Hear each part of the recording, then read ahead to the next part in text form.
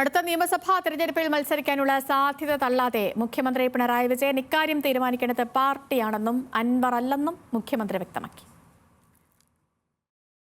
75 വയസ്സെന്ന പ്രായപരിധിയിൽ ഇളവ് നൽകിയാണ് പിണറായി വിജയൻ CPIM-ന്റെ പോളിറ്റ് ബ്യൂറോയിൽ തുടരുന്നത്. മുഖ്യമന്ത്രിയായതിനാൽ ഈ സമ്മേളനത്തിലും ഇളവ് തുടരാനാണ് സാധ്യത. എന്നാൽ 2026 നിയമസഭാ തെരഞ്ഞെടുപ്പിൽ അദ്ദേഹം മത്സരിക്കുമോ എന്നത് ഏറെ നാളായി രാഷ്ട്രീയ കേരളത്തിലെ പ്രധാന ചർച്ചയാണ്.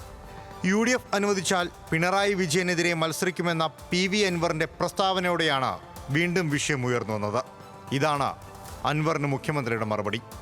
എൻ്റെ ഓഫീസ് ആ തരത്തിൽ ഇടപെടുന്നൊരു ഓഫീസല്ല. ഓഫീസിലുള്ള ആരും അങ്ങനെ ഇടപെട്ടതിൻ്റെ ഭാഗമായി ഈ പറയുന്ന വ്യക്തി അന്നത്തെ നിയമസഭയിൽ ഉന്നയിച്ചതുമല്ല.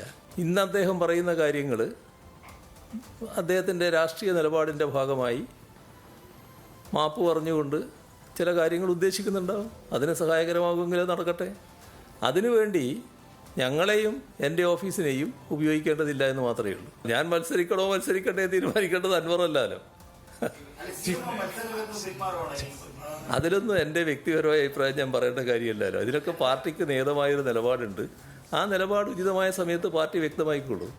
പാർട്ടി തീരുമാനിക്കുമെന്ന് പറയുമ്പോൾ മത്സര രംഗത്തുണ്ടാകുമെന്ന സൂചനയാണ് മുഖ്യമന്ത്രി നൽകുന്നത്. അങ്ങനെയെങ്കിൽ മുഖ്യമന്ത്രി കസേരയിൽ തുടർച്ചയായി 3-ാം തവണ റെക്കോർഡിടാനാകും പിണറായി ലക്ഷ്യമിടുന്നത്. വിവാദമായ ദ ഹിന്ദു അഭിമുഖത്തിലും പിണറായി വിജയൻ മത്സര സാധ്യത വ്യക്തമാക്കിയിരുന്നു. അഭിമുഖത്തിലെ മറ്റ് കാര്യങ്ങൾ തള്ളിക്കളഞ്ഞെങ്കിലും മത്സര സാധ്യത തള്ളിക്കളഞ്ഞതുമില്ല. പാർട്ടിക്കുള്ളിൽ തനിക്കെതിരെ നീക്കങ്ങളുണ്ടെന്ന പ്രചാരണങ്ങളെയും പിണറായി വിജയൻ തള്ളുകയാണ്. ഒരു നീക്കവും അങ്ങനെ ഉണ്ടായിട്ടില്ല. അതിലൊന്നും എൻ്റെ വ്യക്തിപരമായ അഭിപ്രായം ഞാൻ പറയേണ്ട കാര്യമല്ലല്ലോ. അതിലൊക്കെ പാർട്ടിക്ക് നിയതമായൊരു നിലപാടുണ്ട്. ആ നിലപാട് ഉചിതമായ സമയത്ത് പാർട്ടി വ്യക്തമായിക്കൊള്ളൂ. പാർട്ടി സമ്മേളനം തുടങ്ങുന്ന ഘട്ടത്തിൽ അൻവർ ഉയർത്തിവിടുമെന്ന് പ്രതീക്ഷിച്ച കൊടുങ്കാറ്റ് എങ്ങുമെത്താതെ കെട്ടടങ്ങി.